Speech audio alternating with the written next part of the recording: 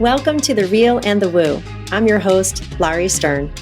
Join me as I invite experts and friends to discuss a range of topics, from the factual and practical to the mystical and magical. Consider this your virtual happy hour filled with lively, authentic, and meaningful conversations meant to inform, inspire, and ignite your curiosity. Whether you are very real or super woo, this podcast is just for you.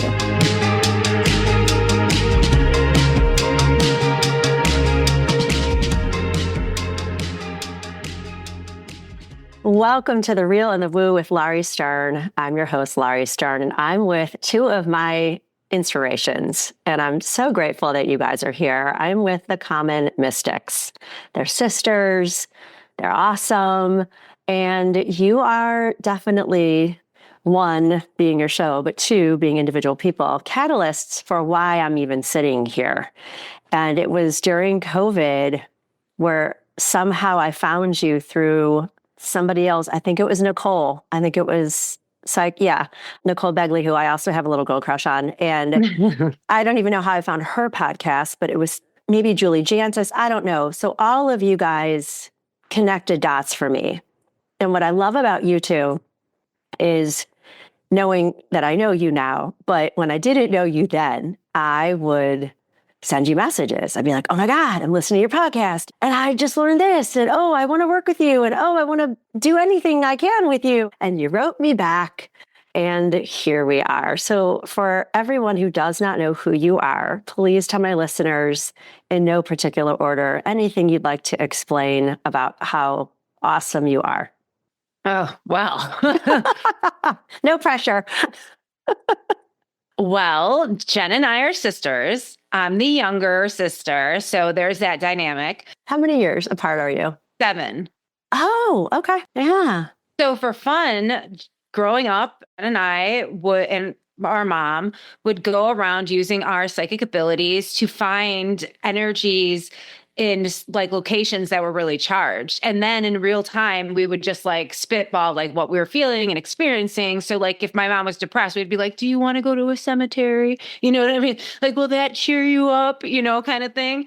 And so that's how we just lived our lives. It was just something fun to do. And then Jen and I were having a conversation during COVID in the car doing one of our sister mess arounds. And I was like, my friend told me I can do a podcast with her. And then this other person told me that I can do a podcast with her too. And then Jennifer's like, do you think we should do a podcast? No. Yeah. And I was like, oh my God, I would love it. And then she goes, absolutely not. I have nothing to say to you. And then it's true. Exactly true. That day in the car, we went to this like creepy, and I say creepy with so much love because creepy is our favorite. Yeah. Creepy is our favorite. Yeah. We love that vibe. So we went into this town of Seneca, Illinois, and it had a life of its own. Like it had a personality in itself. And it was there that, Jen, you want to take it from here? What did we find? How do we feel? Well, first of all, what we do on our podcast and what we do in our life is we'll get into the car and we'll just be like, all right, spirits, lead us to a story, right? A verifiable story previously unknown to us that allows us to give voice to the voiceless. And then we just drive blind and we let our psychic senses and spirit lead us wherever we're going. And we never know where we're going. And we never know how long we're going to be in the car. But we take copious notes of everything that comes to us psychically. And snacks. Yeah, and lots of snacks. Lots of snacks. So much snacks. A lot of jerky. Really, it's a lot of high salty foods. Keeps you going. Keeps you going. You have to have the sugar and the salt. So that's pretty much yeah, it's like, breakfast of champions, right? The sugar and the salt.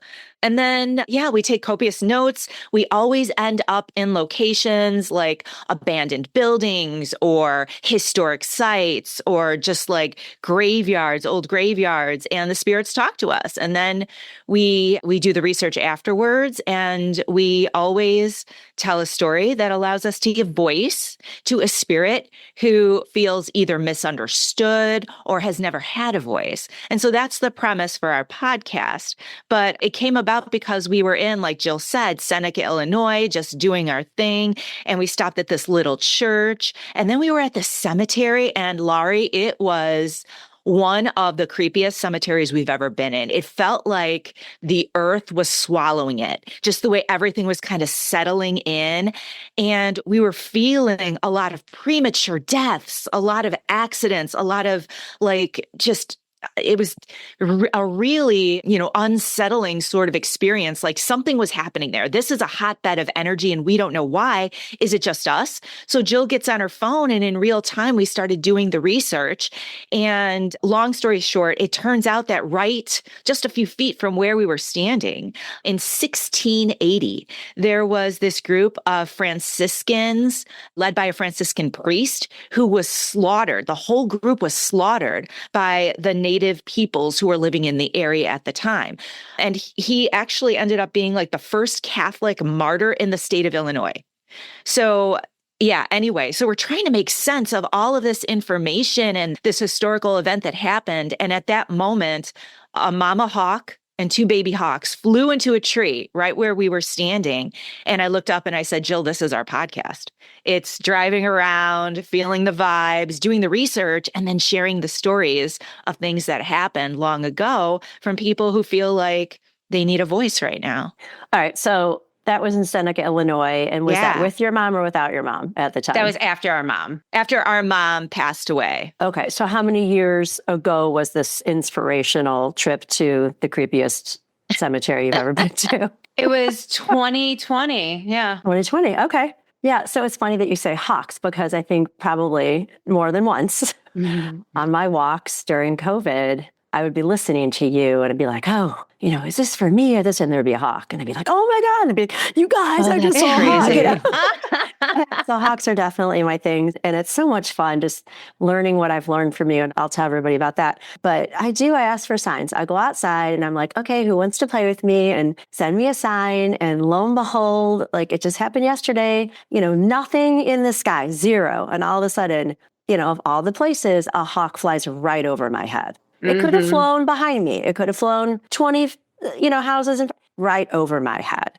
And so I look at the time and I look up, I go to Joanne Sacred Scribes. You guys look at her angel numbers, that website? No. I always look at her stuff. It's Joanne Sacred Scribes angel numbers because I really like to look at the meaning of the numbers and it's repetitive. So I got two because she's consistent. Like 1 means this, 11 means this. So yeah. So what I know about you two is you do, like in my mind, hearing how you describe it, I know you have real life jobs, but to the untrained listener, it sounds to me like you're like, hey, let's get in the car. And you get in the car and you close your eyes and then the car starts driving, which kind of not what happens, but it kind of is. And so like that day you're deciding we're going to go to Michigan or we're going to say, first of all, you're from the Chicago area, right? I grew up. We were born and raised in Chicago, but I had moved to Michigan as an adult. Okay. And one of my favorite episodes, you guys, were we fighting? What happened? We were fighting with from that laugh. The pin was, I'm telling you, it was like a shameless episode from Shameless. It was beyond hilarious, first of all. Second I think of it was all, Aunt Jeannie episode. Yeah. I think it was Aunt Jeannie episode. And listen, I grew up in St. Louis. I'm the youngest of 4. And I love how you describe our childhood as feral. Like we were feral children. We did not have cell phones. We were out until the mosquitoes started biting. Pretty much that was like, sometimes if we were close enough, my mom would ring a cowbell. But like you'd be outside riding your bike everywhere. It was just a magic time before there were scary people. We didn't know about them. And it's funny because before I knew I was intuitive, empathetic, whatever, to get to my friend Babs's house, because I have my 2 best friends, Nancy and Babs, growing up, went to my grade school. I had to ride my bike down this one street, then another street. And it was like this abandoned factory. And it was like, you couldn't ride past it fast enough. And I was not brave enough to go into that place. Like I wasn't one of those kids. There were kids that did. I did not do that. And there was a house kind of behind my house that was like abandoned, probably burned, but nobody ever lived there. We went in there and we felt really badass about it. But I wasn't comfortable doing that. Like you guys, I know your spidey senses, like they send them like the scarier, the better for you. But I also love how you're sort of saying, like, let's say Lizzie Borden, poor misunderstood Lizzie Borden. Well, she needs to have her story told because she's a little misunderstood. So like you do that for people, like the most notorious, awful people. You do learn sometimes, and you share it on your podcast. Yeah, they're awful, but also they're a little misunderstood. Not everyone.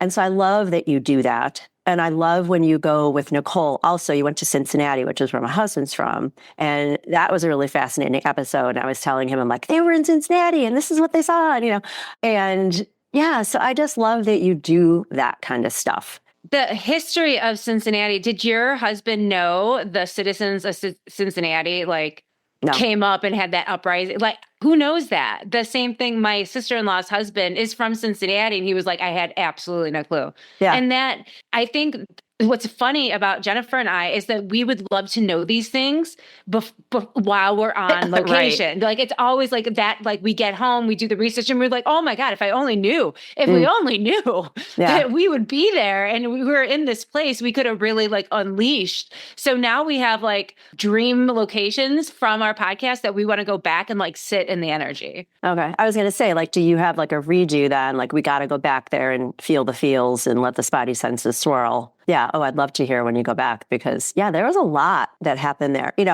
Being from St. Louis, I was just doing some research. My maiden name's Fleischman.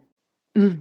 And I was told as a child that we descend from like the Fleischmann's yeast and the gin and the rum, all the stuff, because it's spelled a certain way. And there's a whole Cincinnati connection with Fleischmann's too. And I couldn't find my actual connection, but I'm like, I know we're related, dude, because we have our same spelling, but I still haven't seen any residual checks from it. But I was surprised that there was a Cincinnati connection with it, was my point. Anyway, I wanted to ask you, so you have the podcast and then you have your Patreon group, which I'm part of, and then you have us do classes sometimes about enhancing our intuition. I love the quizzes that you come up with. I know, Jill, I just saw a class that you're offering, like a partner. Jen is, yeah. Oh, Jen, sorry. Yeah. So you can talk about that in a little bit too. But I kind of wanted to ask you the shows that are on TV, like Ghost Hunters or like The Dead Files, right? Mm-hmm. I like your show because there might be scary things that happen, but because I guess maybe it's not visual, I believe it, right? So, plus I really respect you guys, but like some of those shows, I feel like sometimes they're like, are they really seeing those things or hearing those things? And their characters themselves, their personalities, I just don't resonate with some of them. But there's this whole faction of seeking the scary, right? Yeah. And I feel like those kind of shows seek the scary. I know like Dead Files tries to heal the people. And the Ghost Hunters just, I don't know, want to put their hair gel on and take their steroids and go places and scare the shit out of people. Right? Yeah. But you guys are like, again, it's the stories that you're trying to tell, which... Thank you, Larry. I really like that because you're trying to make dead people. Well, and I think the difference between Ghost Hunters just in general and us is that we're really not looking, and I know I'm crazy because I have a distinction for these terms, but we're looking for someone in spirit that needs a verifiable story. That may be an earthbound spirit, or it may be someone who crossed over. So we're not actually going to look for activity. And to be honest, if some of the episodes, we get really freaked out. Like, we're like, get in the car, like, hurry up, start the engine. Like, we're like, there's been times that like, I've been touched and I've been like, I want to sleep with you, Jennifer. And she'll be like, absolutely not. Like, it's not a comfortable space. We're not looking for like ghosts. We want people. I mean, it happens, but I feel like there is a social understanding from spirit that's been crossed over that doesn't have to scare the hell out of us to communicate with us because they're using our clairs and they know how to communicate with us. Now, people that are earthbound, they are really dramatic and they seem to like need more bell ringing and opening doors and things like that. But that is not our goal. We're not looking for it. Don't scare the poop out of us. Like just use our clairs to communicate with us and then we'll put the story together. So that brings up a good question then, because I know at least, when it's like a Sunday night and I can't sleep and I turn on the show and there's like a Ghost Hunters. They don't even have any new episodes, but like it's on.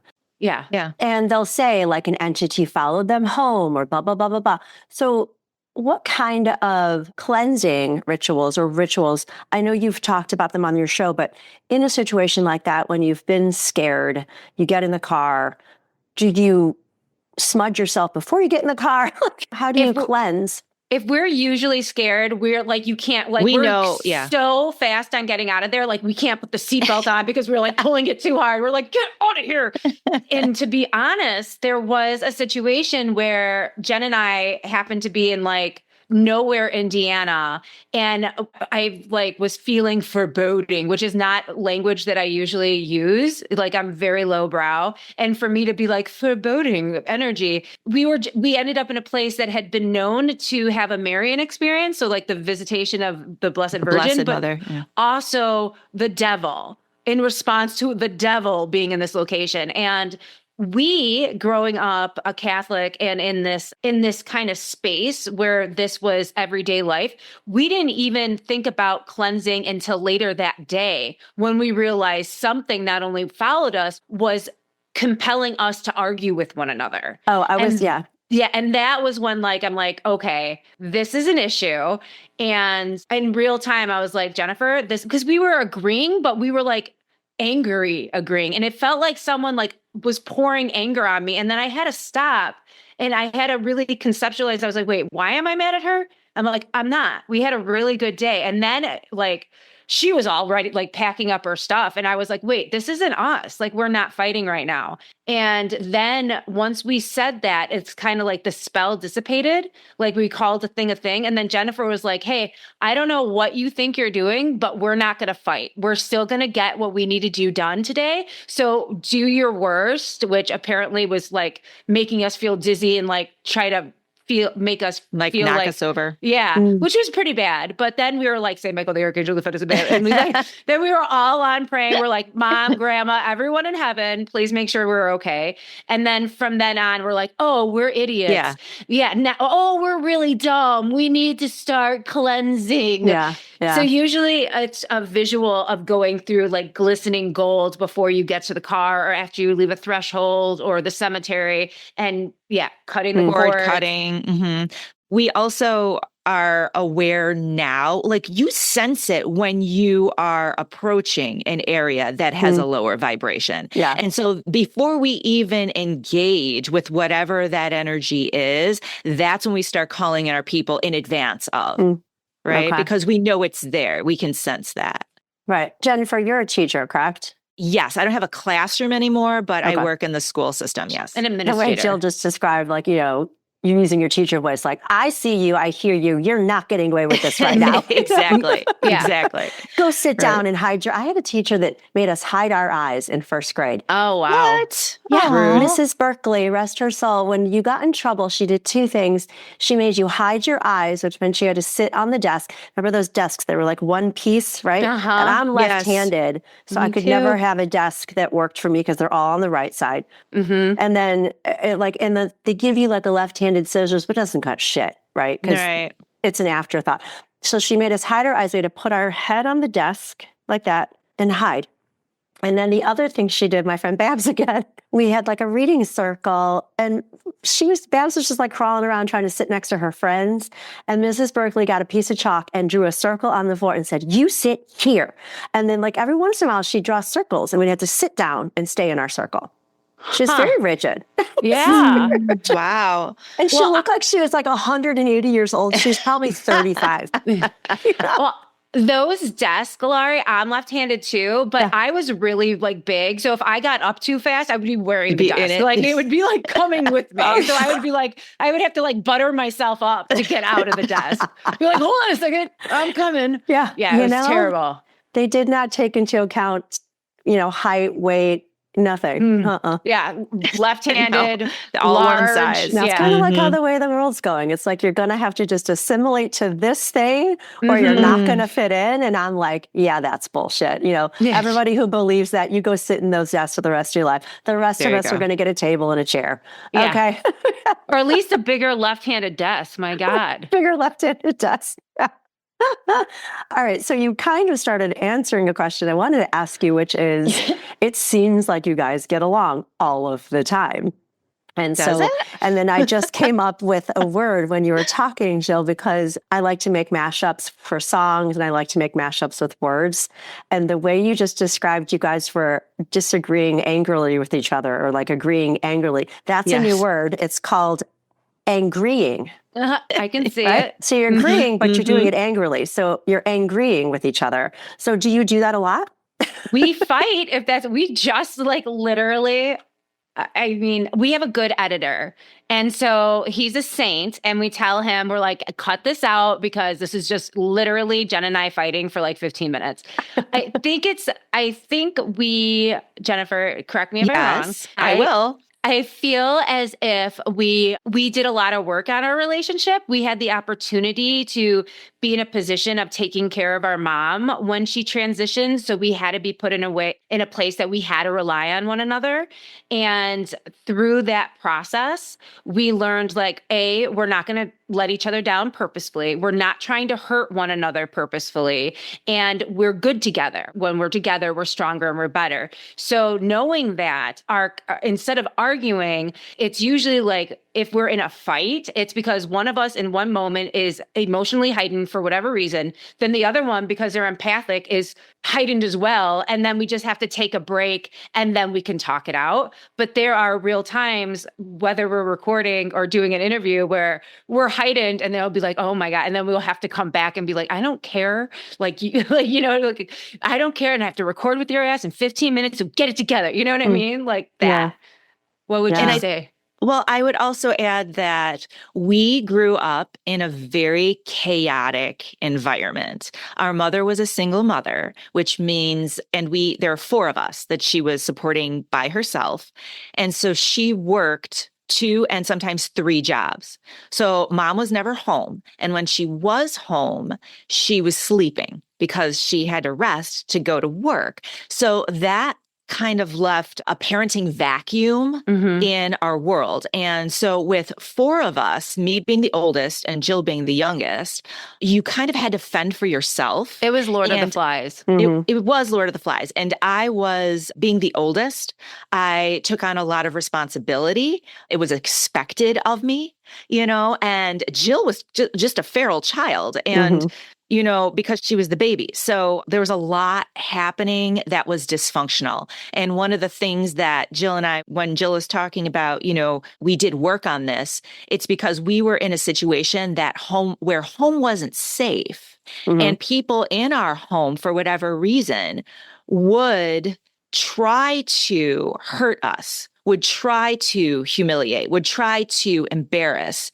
And there was no one sort of around to make it stop or make home a safe place, right? Because it was a Lord of the Flies situation. And so the people that were hurting you the most were the people in your immediate circle, right? So what that means is if you don't work through that, then I would, in my adult life, if Jill said something to me, I would unconsciously go back to, she's trying to hurt me, right? But just because I feel hurt doesn't mean that she's trying to hurt me. I'm having emotions separate from her intent. And we had to come to a place where her intent is never, like Jill, even when Jill says something that hurts my feelings, because I'm very sensitive and I'm a perfectionist. So I don't take criticism well from anyone. But if Jill were to say something to me, I have to separate, okay, that's not her intent. That's what I'm feeling. And that's my issue. But I can't put that on her. You see what I'm saying? So, yeah. That kind of 100% trauma. Yeah, we had to work through that. So, but we still get into those old patterns if, just because that's what we do as humans, right? We live and we hurt and we learn and we improve. And I mean, I'm really glad that we're at a place where we're functional, because I 100% we're stronger together, even when we're talking about rituals and spell work. Like I can do something on my own, but when I'm with Jill, you can feel the energy amplify. It's like we're on the same vibration, and it really makes a difference. I also want to say that for years, there hasn't ever been an argument or a disagreement that I didn't walk away knowing a little more about myself. And I think that is I think that's key. And it's a safe place for me to be an asshole. Not that I'm trying to do, but like not be my best self and have that reflection back at me from someone who really genuinely loves me so that I can walk away and be like, okay, this is where I was at. This brings enlightenment to me in this form. So I'm really appreciative, although it does suck fighting with your sister because she's my lifeline. She's my rock. So it'll be like, I wish you weren't being a jerk today, because I would really like to call you. Right. I mean, thank you guys for sharing all that. I've got so many thoughts about that. If I could just interject for just a second. So I'm the youngest of four, and it's a job, right? My eldest sister is 11 years older than I am. I have a brother 12 years older. And then my other sister between us is 5 years older. And going through the death of our mom just past July, and I'm going to be writing about this, and I just can't figure out how to quite start it yet. But we used to be like the Three Musketeers, truly. And there was this whole unraveling and just destruction of the family unit. And and very clearly with my intuition, our dad died tragically at 61, which was years and years ago, I think like 34 years ago. And that brought up like a whole host of other stuff. Like I was only 25 at the time, and right away, and I've talked about this on my shows previously, of course I was devastated, but very quickly I had this profound knowing drop in. My life got so much easier because I didn't recognize until he was gone how much I worked to please him. And without him there, that pressure was off, right? And my mom, living so long, she died at 92, she lived long enough so we could see how fucked up we are. And without her living so long and us going through the way her death evolved, I at least wouldn't have this clear understanding of all the healing we need to do individually and also together. And being raised in a household, how you described, my parents got divorced when I was 6. My mom had to go to work. So I was like a latchkey kid. And my eldest sister, I feel, has a lot of resentment for being forced to raise us, like in a household that I wasn't really consciously aware was terribly scary and angry, and lots of yelling and screaming and hitting and fighting. So thank God, literally, I came along with my pecking order. But at the same time, I feel sometimes, I'm going to use the word jealousy, but I feel like I know I had a whole different life than they did, for good and bad. Like they had a ton of money. I didn't, right? Like they were raised with trips. I never took a trip, like maybe one or two. So there's that imbalance. But the way the pecking order involves a persona, and then when you have a stress come in, and I just said this a little while ago too, like when we're human in our worst moments, the work we do now hopefully helps us not fall bad on our worst habits, but they're still there. And just like you said, Jen, Jill doesn't intend on hurting your feelings, but because of your DNA, and of course my lens is chakras, I can say to you, how you receive it is your karma. And you know that. In the moment you're having those feelings, you're like, fuck you, leave me alone. But it's so nice that you guys have obviously done a lot of work on yourselves and with each other to say, I know you didn't mean that. I know that was just me. And in my household, we were raised competitively to the point where, God forbid you say you're wrong. Like one of the favorite statements I remember, especially my sister saying jokingly, but it really isn't funny, is like, I'm right and I'm not letting go of it. So it's like, what do you do with that?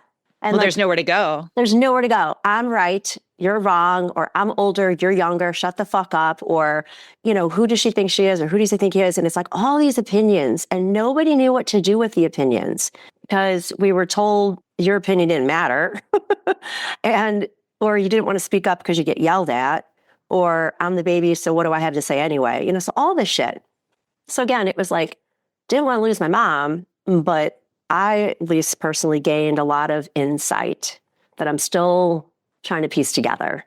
It's weird for grateful. Me to be an old ass orphan, because that's how I feel. Like, you know what I mean? Like, sorry, we're orphans. Like and I know like it's a funny, but it's real. When my mom died, I felt like, who am I? Like after I was so close to my mom that when she died, it was like part of my identity. Like I was her Jilly, and now she's gone. It's like, well, who do I want to be? There's these moments in your life that you like reflect on who I am and who do I want to be and who do I want to strive to become and the impact that we have. But I think that's a great gift that your mom gave you. Yeah.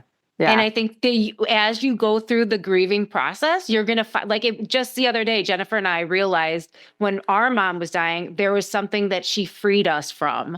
Like she said something to us that just like yesterday was like, oh my God, if she wouldn't have said that, we would be doing A, B, and C instead of Z, Y, you know?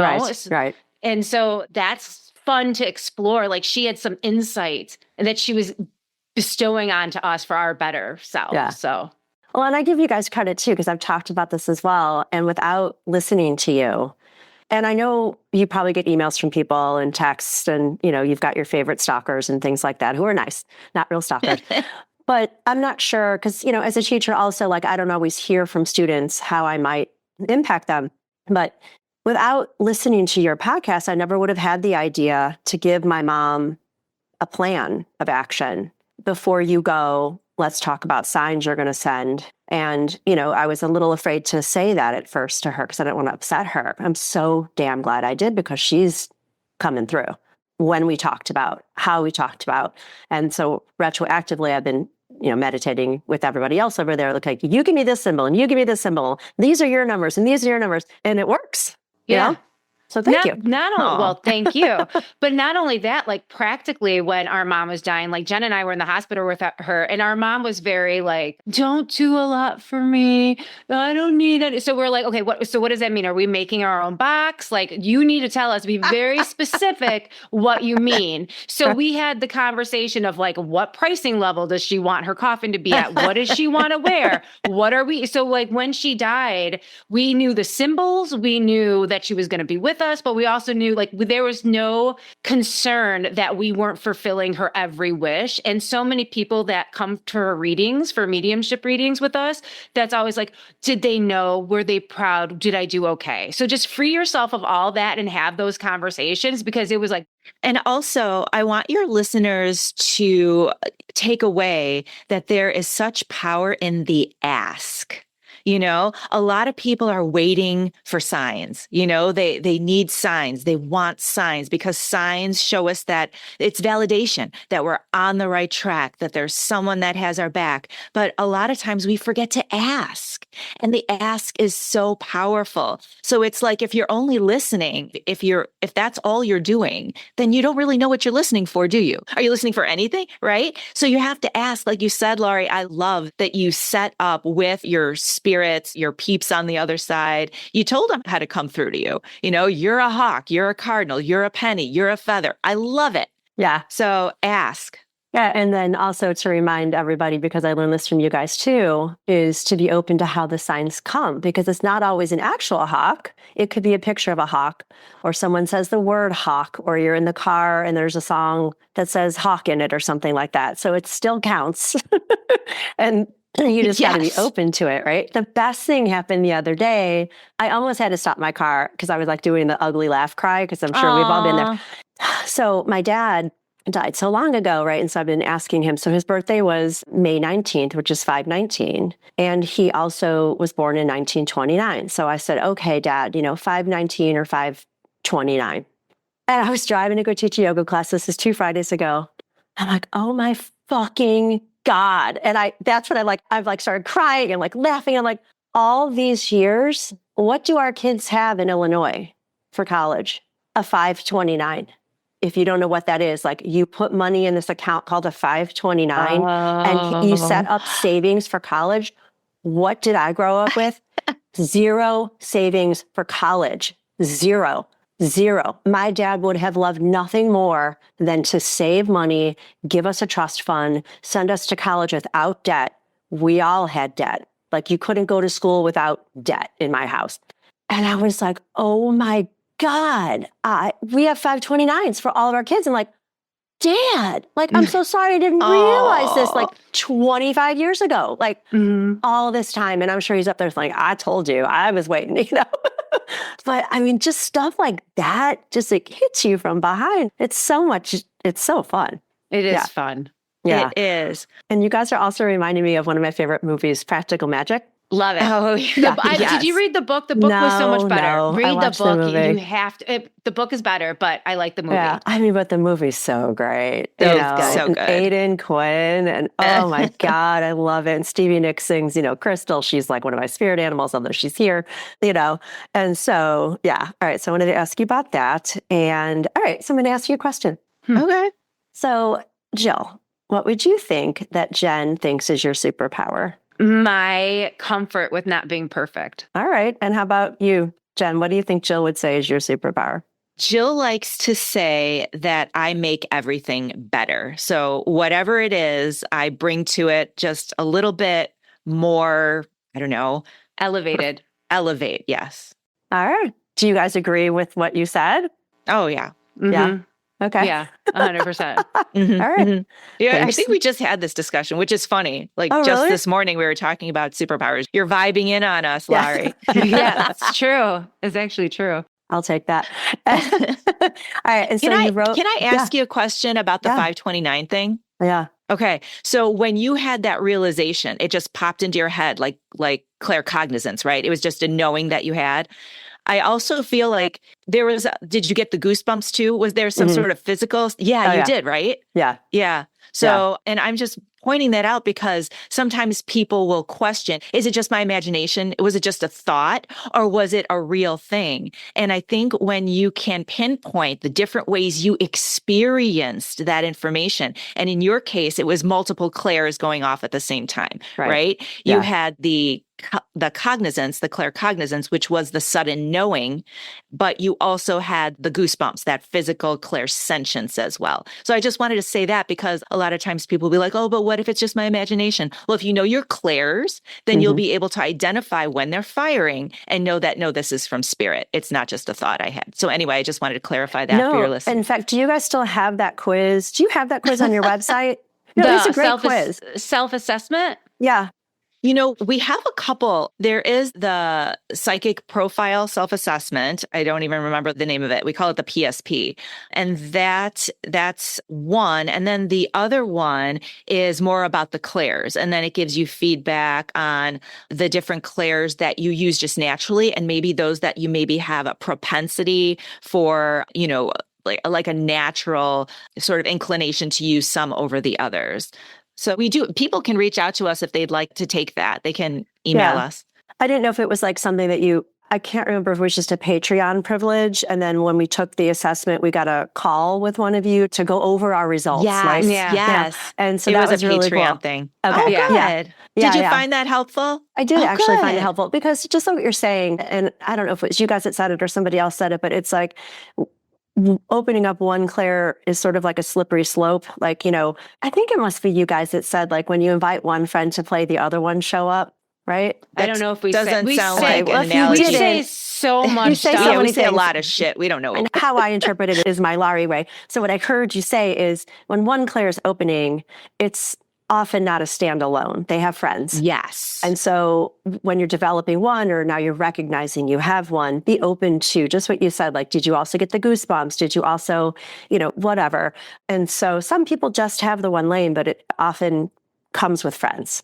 I think what's interesting about the clairs that even we're still learning is once you start using them, and instead of saying, oh, I'm clairvoyant, instead of just labeling it, saying what it actually is. I've seen this in my head.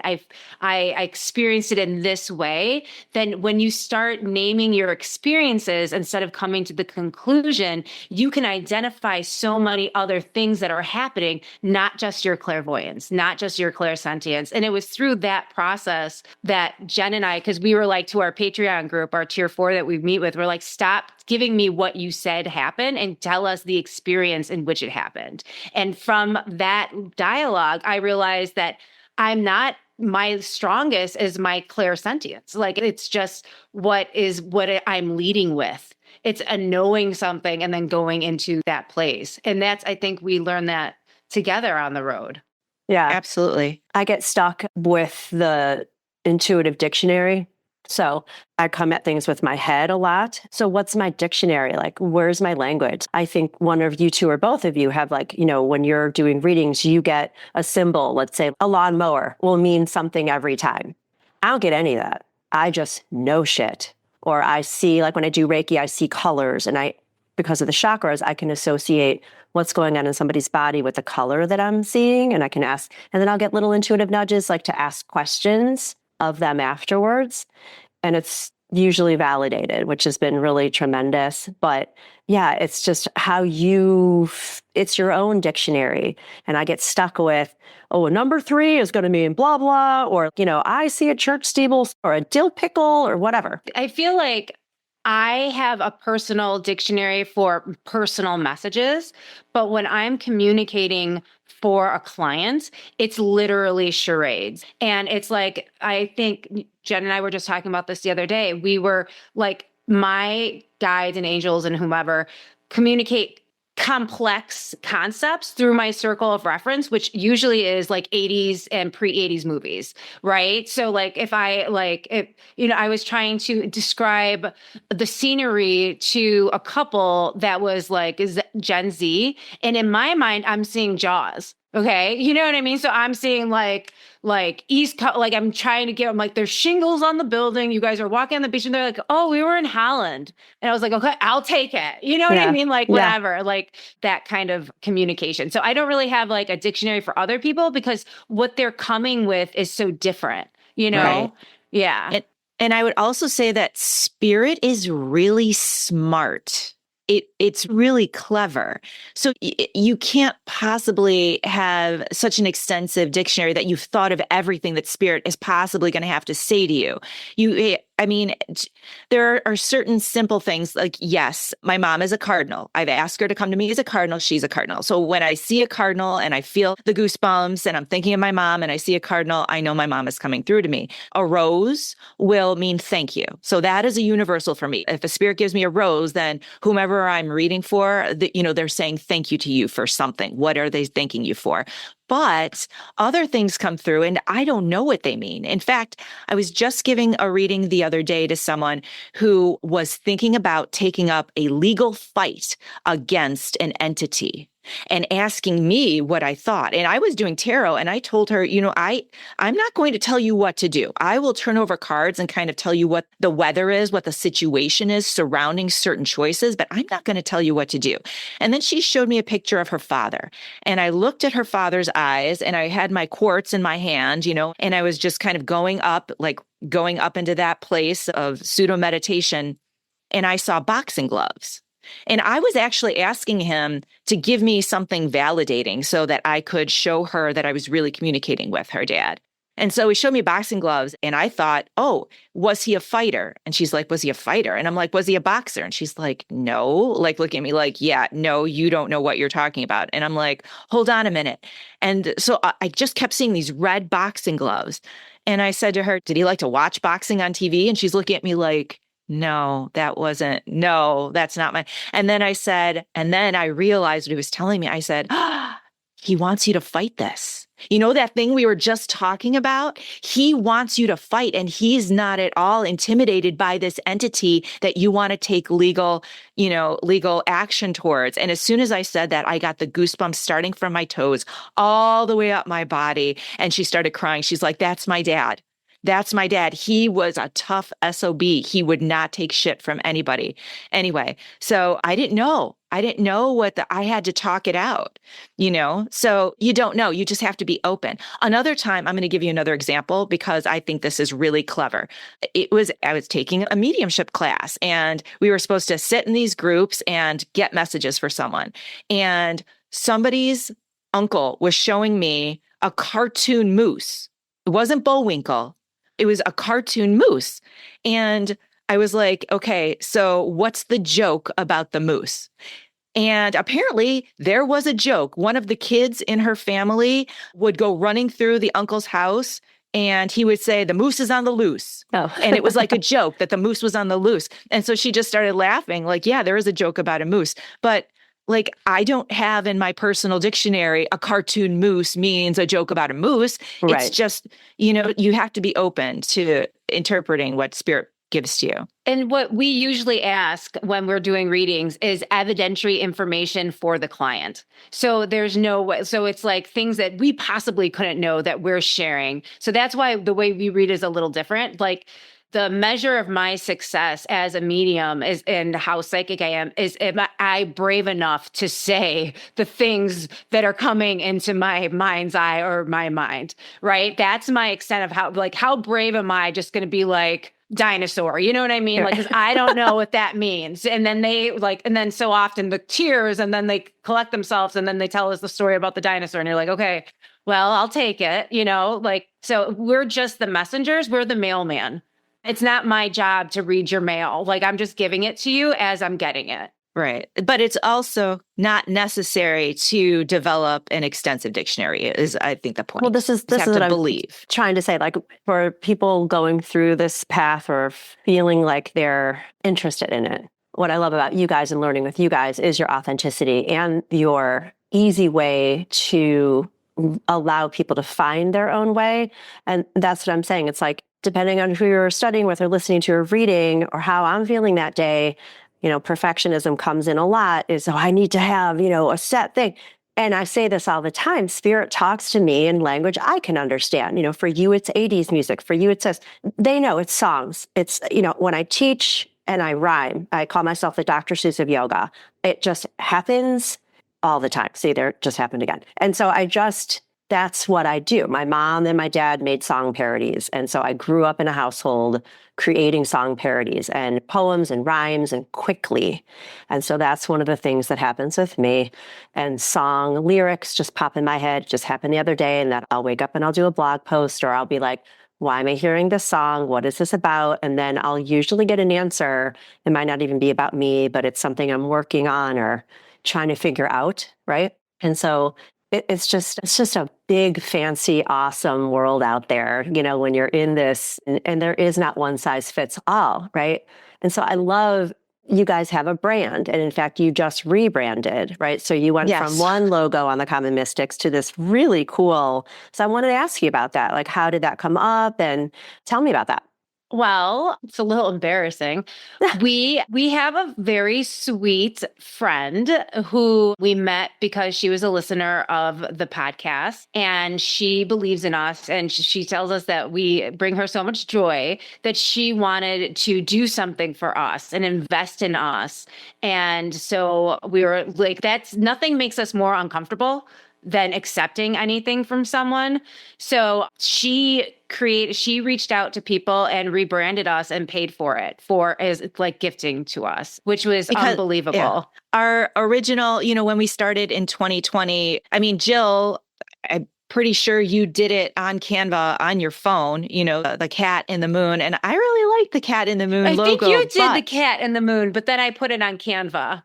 Okay. Well, whatever. The point is, we're not, artists. We're not, we needed to put something out there just to have something. Right. Yeah. But I think the recommendation was to have something that's a little more personal to who we are. So having our silhouettes, it was just, I think it was perfect. So I'm glad we made the change.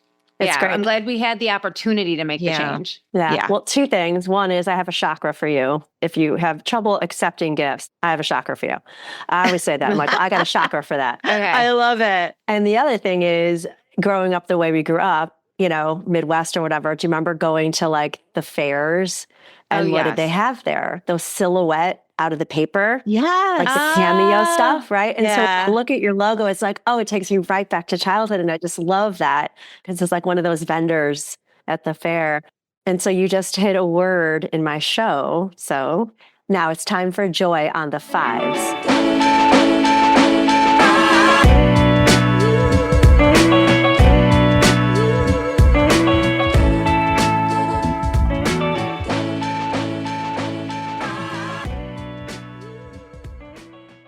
So in this moment, I have a little segment in my show called Joy on the Fives. And my listeners know now it's to inspire and create more joy in just the everyday world because we get the news, weather, and the traffic at 5 minutes to the hour. So imagine if Brant Miller would say news, weather, traffic, and joy, right? So it came upon inspiration from a client. My listeners know about that now.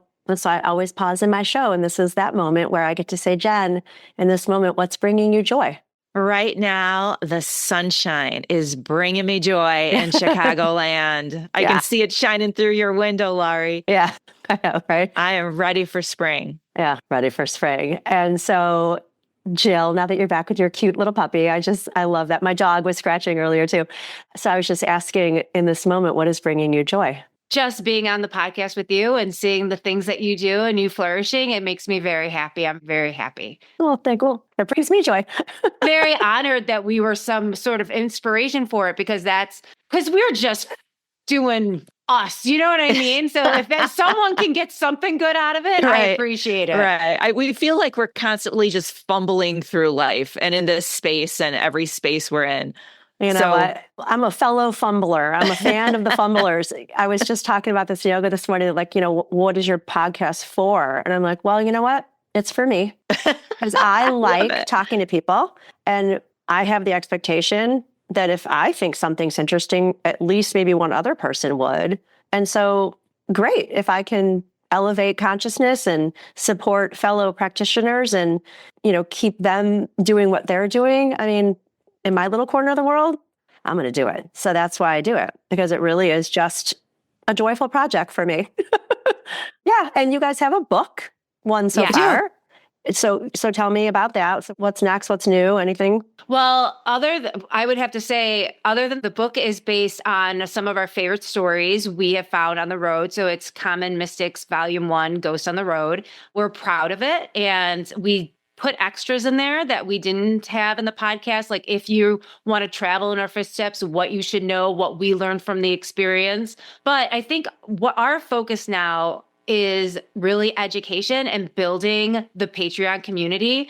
We did a retreat last year that was so much fun, and we had people in a van. It was like my big rig. We just did what we do, because everyone says, I want to be in the car with you. I want to be in the car with you. So we had about 7 people in the car with us and took them and just did the same experience. Like they navigated us, and we were able to present their stories. So really watching people feel comfortable to be feeling vulnerable and uncomfortable and just really using their gifts and finding that, oh my God, when I was singing Take Me to the River, that's what, like, this is where that happened. It's just so fun, and watching people like really feel confident in what they're picking up. Also, Jennifer is a well-educated teacher by nature. So the classes that she puts together, I am so proud of, and people get a lot out of. And so I'm really excited for her taking so much of her time to put that together. And one of our patrons suggested doing a partners class. So that's why this has been created. But then lastly, our Patreon group, we've been doing like book clubs, and we've been like reaching out. We've taken suggestions on what they want us to take our personal keynote on, and different podcasts. And then we're following up with research about what that looks like, how these things are impacting them in the world, and just really building that community. So those are the things that I'm most proud of right now. But yeah, we have the book too. Yeah. You can find it on Amazon. Yeah. Yeah. Is there another one that you're going to be making, or you don't know? I think yes, but we don't have a date and we haven't really talked about it. I just know another book is coming. We're just sort of manifesting that right now, but we don't know. Like we don't know when it can be there's expected. So many irons in the fire. We have another book. We have a manual. We have, working at the Patreon, creating another retreat because that one was so successful. I think that doing the podcast, another thing that really brings me joy is when someone that is related to a story finds the story about their loved one or their friend, and they reach out to us and we're able to communicate with them. And one of my favorite stories, which is in the book, Ridgeway, South Carolina, the best friend of the granddaughter of our voiceless was on the pod. And we literally in spirit introduced her to her grandmother. And so it's like those kind of things give me goosebumps. Like really it just special. Makes me so happy that those are the kind of things that are coming because of Jennifer and I being foolish driving around the country just being like, I do not know what I'm picking up on. And we don't, and I feel like so many psychics take themselves so seriously. So it's so refreshing just to be like, hell if I know, but this is what's in my head right now kind of experience. Well, that's why I like the image of, and that's what I was looking for. Like, you take your work very seriously, but you're not serious. Mm-hmm. Like you don't take ourselves seriously. Right. It's open for interpretation. You're just like silly sisters. You have a great time, and it should be fun, right? Yoga thinks, people think yoga's so serious. It's like, it should be fun, right? It's a discipline. It takes practice. And why can't we have fun while we're doing it, right? And if you can do it with your best friend who's also your sister. I have 2 best friends who are sisters, and sometimes they get along. I mean, they get along all the time, but, sometimes they get in disagreements too. But I always think about, what if they had a podcast, and like, how would that look, So I just love the sister dynamic too. And I like all the stories that you share about your upbringing and all of those things, and the other people in your family. So your other siblings, how do they feel? Like, do they feel excluded? They don't want to be included? Like, where are they? Well, that's complicated. Okay, never mind. And I just don't know how I would answer that. Totally fine.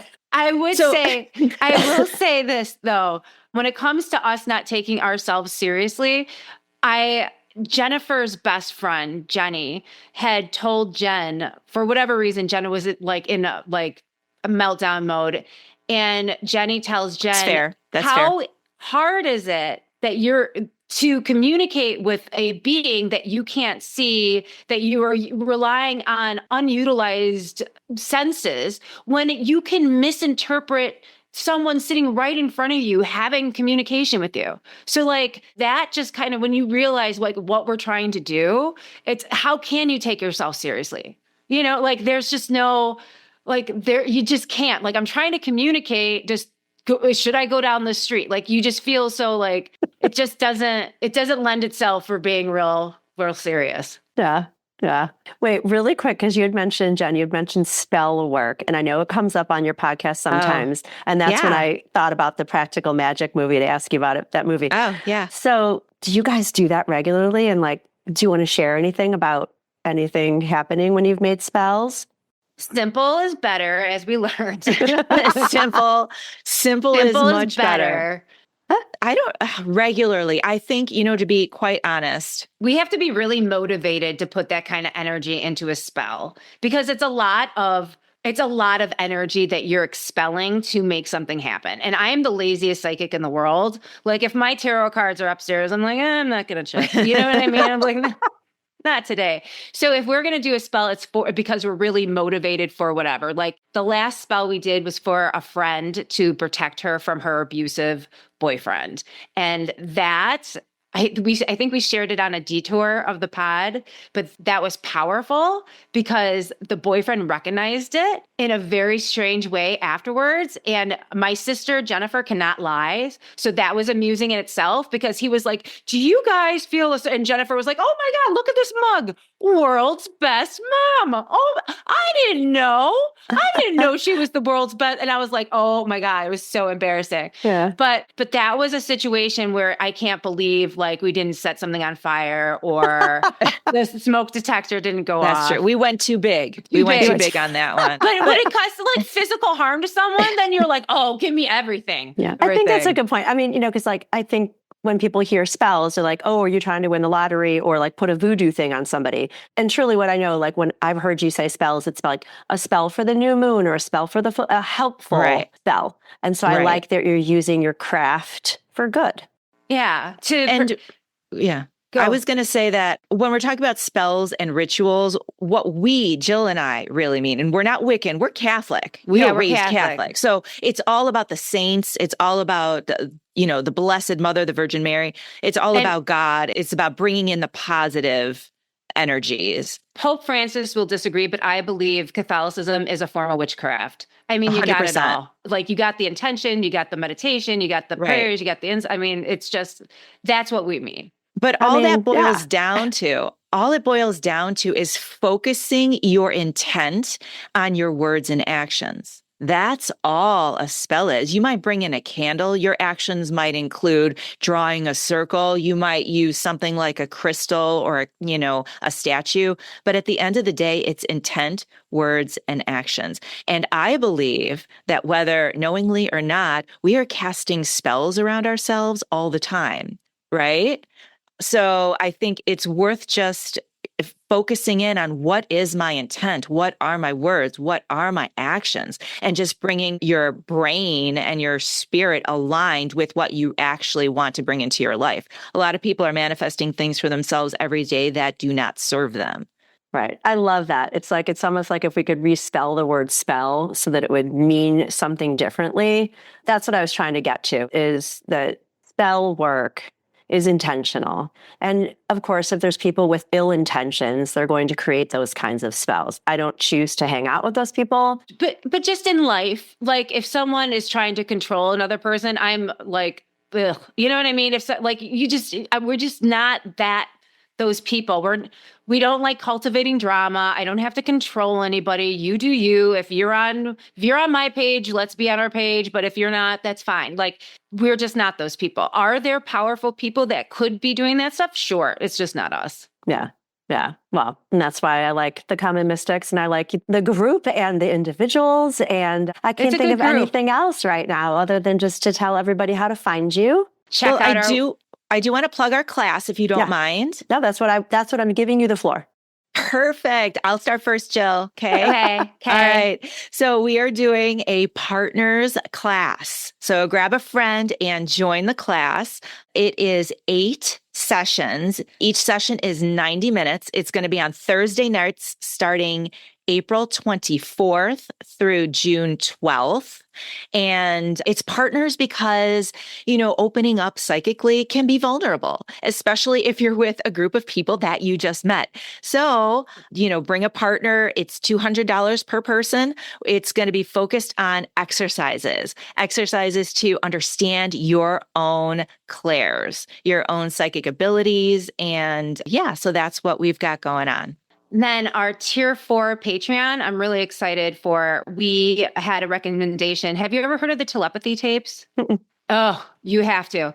The telepathy tapes is a podcast that talks about how autistic, nonverbal speaking people may be using telepathy to not only interact with living people, but also a higher consciousness. And a lot of the professionals in that field are speech and language pathologists. And just like Jennifer's best friends are speech and language pathologists, I think there's like 6 of them. I know. All my best friends are speech and language pathologists. So we all deep dived, we listened to it. And so we're going to talk about it in a clinical way with Jen's friends.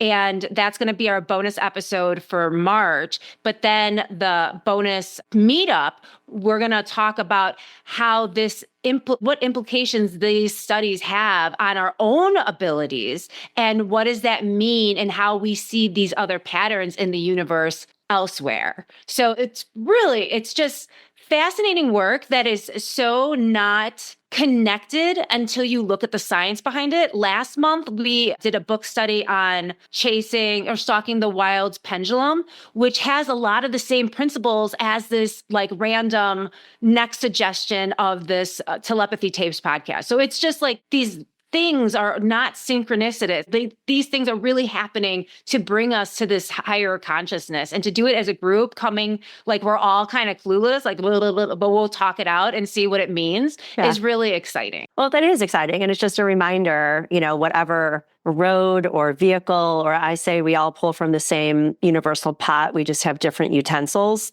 Oh, that's a good one. It's all the same pot, and how you define yours and gather the people around it, it's all connected. And I love that. And that's another reason why I wanted this podcast, is to connect dots. I'm connected to you, you're connected to other people and other people. It's like the Fabergé Organics commercial. And together we elevate consciousness and raise vibrations because of not just who we are, but how we connect. And that is what I really want to honor you for. Like, again, like without my connecting dots from listening to you, like, oh my God, they had that person on the podcast and then she's on that, and so on and so on. And before I knew it, I knew 80 people I didn't know before. Then I'm like, this is so cool. And I think this is so cool, just knowing people know people. then I'm going to do this, And that's really what it's about, is just taking the way you interpret it and explaining it. And I don't know if you've had your human design chart done. I have, and I'm meant to be the sage, which I hate saying because it makes me feel like a crone. Oh, I love it. I'm meant to take what I know and teach about it in the way that I can. And I can only do that my way. And people who resonate with how I do it will resonate with how I do it. People who resonate with how you do it will resonate with you. And so, we just got to keep doing what we're doing. Love it. That's beautiful, Laurie. You're a total sage. Yes, I can totally see it. Thank you so much for having us on and spending so much time with us. Yes. I'm going to leave it here. Let me plug our commonmystics.net. Email us at commonmystics@gmail.com and follow us on the socials at commonmysticspod. Perfect. Thank you so much, you guys. I'm so grateful for everything you're doing. And I want you to keep it up.